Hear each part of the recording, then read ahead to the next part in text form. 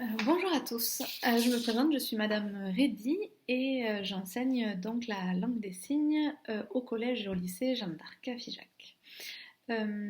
Donc je fais une petite vidéo de présentation pour vous expliquer tout ce qu'il y a à savoir autour de cette matière un petit peu spéciale. Donc en ce qui concerne le collège, on ne propose la langue des signes que pour les classes de 4e et 3e sous forme d'un atelier entre midi et 2. Donc 6e, 5e malheureusement n'ont pas accès.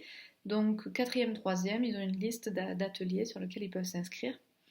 Et donc il s'agit d'un petit temps où voilà, on découvre vraiment la langue des signes, on découvre la culture sourde, on découvre la communauté sourde et un peu tout ce qu'il y a autour de la langue des signes.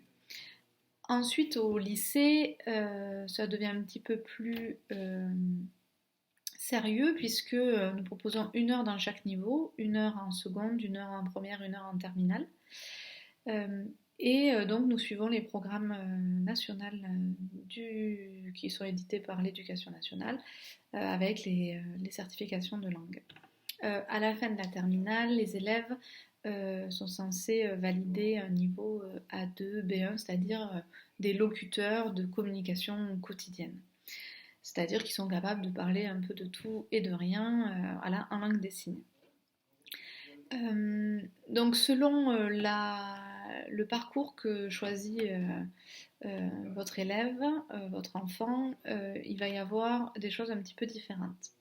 C'est-à-dire, si votre enfant s'inscrit dans un baccalauréat professionnel, donc par exemple la filière ASSP, l'option langue des signes va être très très très très très avantageuse.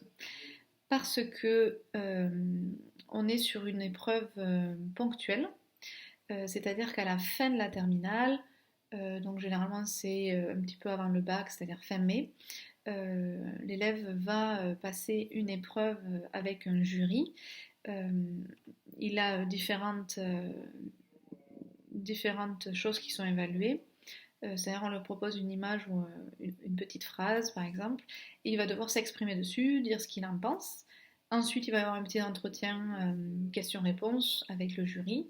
Et puis enfin, on va lui montrer une vidéo et l'élève devra cocher sur un QCM voilà, la réponse aux questions que l'on lui pose. Alors, pourquoi c'est avantageux? Donc là, je vous ai raconté rapidement comment ça se passait. Pourquoi c'est avantageux? C'est avantageux parce que, en fait, si votre enfant passe l'option au bac de langue des signes, qu'il obtient 10 ou moins de 10, ça n'a aucun impact sur son bulletin. C'est-à-dire qu'on fait comme s'il n'était jamais venu. Par contre, s'il a au-dessus de 10, tous les points vont compter double euh, pour le bac. C'est-à-dire que si l'élève va au bac d'option langue des signes et qu'il obtient 15, il va en fait gagner 10 points. S'il obtient 16, il va gagner 12 points, 17, 14 points, 18, 16 points, 19, 18 points, et s'il obtient 20, il va gagner 20 points. Donc c'est énorme, c'est vraiment quelque chose de très intéressant pour plusieurs raisons. La première, si par exemple, voilà, cet élève-là a du mal à obtenir 10, voilà, c'est très compliqué pour lui euh, d'obtenir son bac du premier coup. L'option peut l'aider à obtenir son bac du premier coup.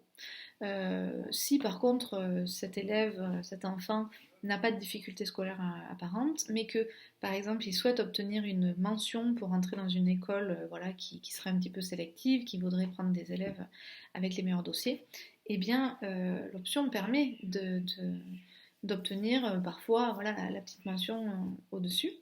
Et enfin, voilà, si l'élève plus tard en post-bac souhaite intégrer une école ou voilà, un IUT ou qu'importe quel endroit et que ça se passe sur un entretien ou sur dossier, ben effectivement ça peut être quelque chose d'assez intéressant selon les métiers que l'enfant veut faire. Voilà, s'il veut devenir éducateur spécialisé, c'est très intéressant d'avoir quelqu'un qui connaît la langue des signes.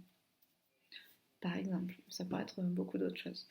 Donc voilà l'avantage de prendre cette option langue des signes au baccalauréat. Donc là, je vous ai parlé d'un parcours professionnel. Pour les parcours généraux, ça va être un petit peu différent.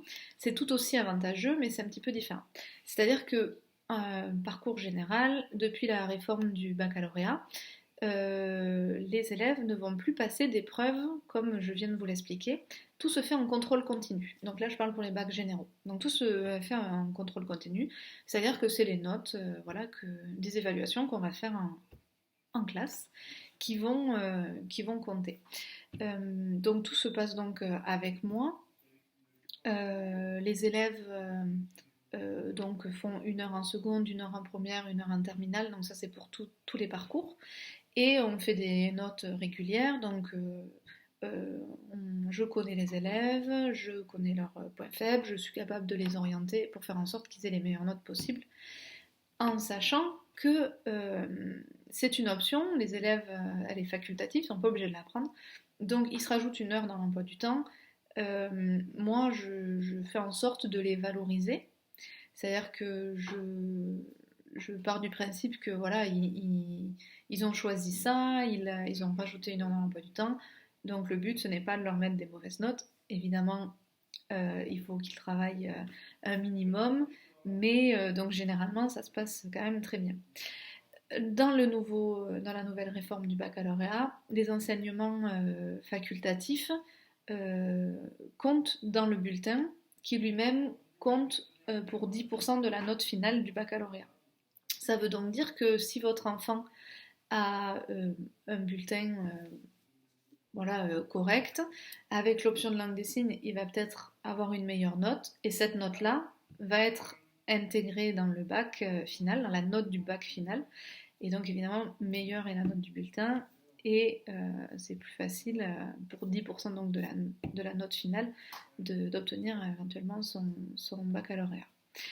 Donc vous voyez que c'est 2 systèmes un peu différents, un système qui passe une épreuve avec un jury et qui gagne tous les points au-dessus de la moyenne double, et un parcours, donc ça c'est pour le parcours professionnel, un parcours général où il n'y a pas d'épreuve, ça se fait en contrôle continu, et ça compte pour 10% de la note finale du baccalauréat. Évidemment, les élèves, les enfants qui s'inscrivent voient différents intérêts. Donc le premier, ce serait d'augmenter leur moyenne, que leur bulletin soit un petit peu un peu meilleur. Mais il faut aussi voir à long terme, ce que parfois les élèves ne voient pas, ou alors pas de suite, c'est que c'est très intéressant de prendre une option comme l'option langue des signes à Jeanne d'Arc par exemple, parce que c'est une option qui est très rare. Il y a très peu d'établissements qui la proposent. Et si c'est rare en tant qu'option, c'est également rare de croiser des gens qui pratiquent la langue des signes. Ce qui signifie donc que selon les métiers ou les écoles que vos enfants veulent intégrer, ça va être quelque chose qui va peut-être un petit peu interpeller les recruteurs. C'est-à-dire que il y a différentes voies dans lesquelles évidemment ça va être très intéressant, mais si vos enfants se dirigent plutôt vers des métiers de la santé ou du social, s'ils veulent travailler avec de l'animation, des personnes handicapées, que ce soit avec des enfants, etc., etc., effectivement, la langue des signes a toute sa place. Et entre 2 dossiers, par exemple à l'université où on étudie parfois les dossiers selon les cursus, entre une personne qui a l'option langue des signes et une qui ne l'a pas, et que les notes sont à peu près équivalentes et que le parcours est équivalent, où ils ont obtenu un brevet, un bac, c'est vrai que ça peut faire quand même pencher dans la balance. C'est pas magique, mais ça peut.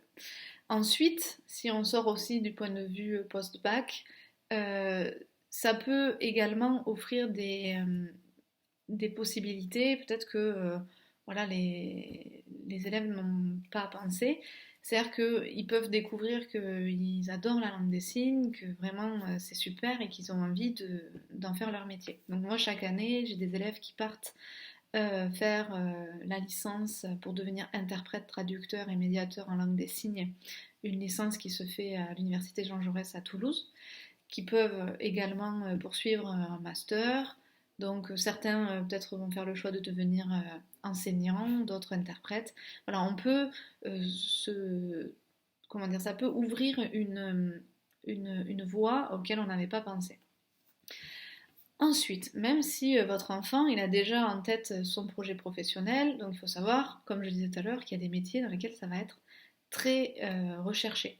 Donc, dans les métiers du médical, par exemple, on cherche constamment dans les hôpitaux à former des gens à la langue des signes. Voilà, si on reçoit des sources, ce qui arrive, ce qui arrive quand même fréquemment, il faut pouvoir avoir quelqu'un qui puisse entrer en communication et soigner correctement ces populations-là. Donc voilà, il y a vraiment des métiers où on va rechercher ça. Après, si votre enfant il a envie de faire quelque chose de complètement différent, quelque chose qui n'a rien à voir avec le social, le médical, mais je sais pas, qui veut devenir, voilà, il veut ouvrir une boutique qui vend des vêtements ou architecte ou n'importe quel autre métier, moi, il faut se dire aussi, ça permet également d'accueillir une population qui peut-être ne serait pas venue dans cette boutique s'il ne parlait pas la langue des signes. Donc je pense par exemple à un architecte, des sourds aussi veulent construire des maisons et ont besoin d'avoir un interlocuteur qui comprend leur langue, ou en tout cas qui comprend leur culture. Donc, vous voyez quand même qu'il peut y avoir différents avantages. Premièrement, le bulletin, donc ça c'est l'avantage scolaire d'un point de vue lycée. L'avantage post-bac, voilà, peut-être rentrer plus facilement dans des écoles, ou alors tout simplement faire quelque chose qui a un lien quand même avec le métier qu'on veut faire. Et enfin, même si ça n'a rien à voir, voilà, on peut proposer quand même la langue des signes comme un outil d'ouverture aux gens. Dans tout ça, ça peut, comme je disais tout à l'heure, vous ouvrir une voie dans laquelle vous n'aurez peut-être pas pensé. Voilà, se tourner vers les sourds, vers la langue des signes, ou simplement ça peut être un outil voilà, au quotidien ou plutôt ponctuel pour aider des gens. Je vais fermer la parenthèse sur ça. C'est-à-dire que, en fait, les métiers qui tournent autour de la langue des signes, les diplômes qui tournent autour de la langue des signes, on demande aux élèves d'avoir un niveau minimum avant de rentrer. Par exemple, c'est le cas à Toulouse, c'est-à-dire qu'on ne peut pas rentrer en tant qu'interprète de langue des signes en licence si on n'a aucune connaissance de langue des signes. Donc, c'est en ça que parfois, voilà, c'est peut-être intéressant de l'avoir pris, même si on l'abandonne plus tard ou pas, ou si on y revient des années plus tard. Mais en tout cas, voilà, ça offre cette possibilité-là. Qu'est-ce que je peux vous rajouter de plus ? Après, les cours sont faits de façon ludique, on essaie de rendre les choses amusantes. Okay, on apprend une langue qui est complètement différente des autres langues. On se doute bien qu'on ne peut pas prendre des notes comme dans les autres cours. Voilà, c'est une autre façon de travailler, c'est une autre façon de faire bouger son esprit. Et donc ça peut être assez voilà, aussi intéressant de voir un cours complètement différent, tout simplement. Je crois que je vous ai tout dit. Donc je vous laisse là-dessus. Si jamais vous voulez des renseignements, n'hésitez pas à demander des coordonnées de Madame Reddy, voilà, à l'établissement. Je me ferai un plaisir de vous répondre. Je vous souhaite une belle journée et une bonne visite virtuelle.